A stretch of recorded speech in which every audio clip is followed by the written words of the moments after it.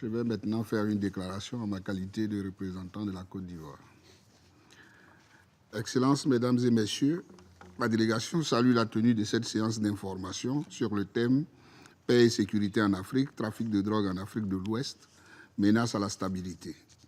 Elle félicite M. Yuri Fedotov, directeur exécutif de l'Office des Nations Unies contre la drogue et le crime, pour la qualité de son exposé. Le trafic de drogue représente aujourd'hui une urgence de santé publique et de sécurité nationale, voire même une source d'instabilité sous-régionale, parce qu'il affecte profondément le tissu social et compromet les efforts de gouvernance politique, économique et sociale des États. Il se nourrit des vulnérabilités structurelles, des faiblesses du système social et pénal, de même que de la paupérisation grandissante dont profitent les réseaux de narcotrafiquants et les groupes terroristes. Jadis considérée comme une zone de transit pour certains stupéfiants,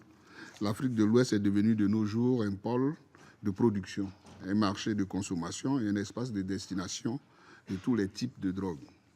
Dans leur lutte contre le fléau du trafic de drogue, les États d'Afrique de l'Ouest, déjà confrontés à des difficultés liées aux défaillances de leurs dispositifs de contrôle aux frontières, doivent faire face aux mutations des menaces sécuritaires du fait des alliances entre groupes terroristes et réseaux de narcotrafiquants. Excellences, Mesdames et Messieurs, le phénomène de la drogue apparaît comme l'une des causes principales des échecs scolaires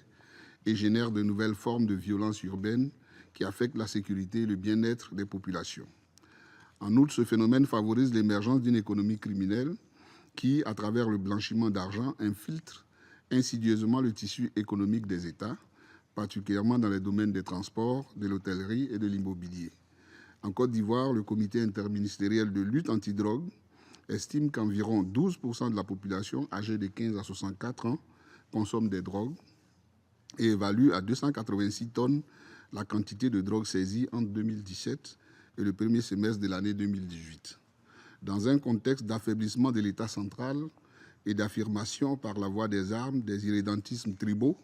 et régionaux, les ressources tirées du trafic de drogue sont à la fois un enjeu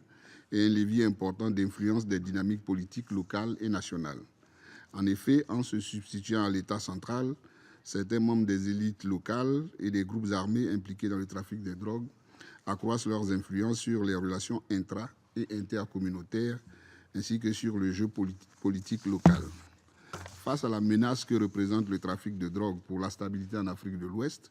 il revient aux États de la région la responsabilité première d'apporter des réponses dans le cadre de stratégies nationales et sous-régionales. En Côte d'Ivoire, la lutte contre le trafic, la production et la consommation de drogue est menée à la fois par le CILAD et les organisations de la société civile à travers une approche fondée sur la prévention, la prise en charge et la répression. S'agissant de la prévention, le gouvernement multiplie les actions de sensibilisation sur les méfaits de la consommation de la drogue en synergie avec la société civile. La prise en charge consiste en des interventions sanitaires et sociales assurées au sein de structures spécialisées telles que le Centre régional de formation à la lutte contre la drogue. En ce qui concerne le volet répression, la stratégie nationale vise à traquer les trafiquants de drogue et à lutter contre le blanchiment d'argent à travers la cellule nationale de traitement de l'information financière. Excellences, Mesdames et Messieurs, l'efficacité des stratégies nationales de lutte contre le trafic de drogue est tributaire de leur mise en cohérence avec les initiatives régionales appuyées par des partenaires importants tels que l'ONUDC. À cet effet, la Côte d'Ivoire se félicite de la mise en place du programme régional pour l'Afrique de l'Ouest 2016-2020 en appui au plan d'action régional de la CEDEAO en matière de lutte contre le trafic illicite de stupéfiants,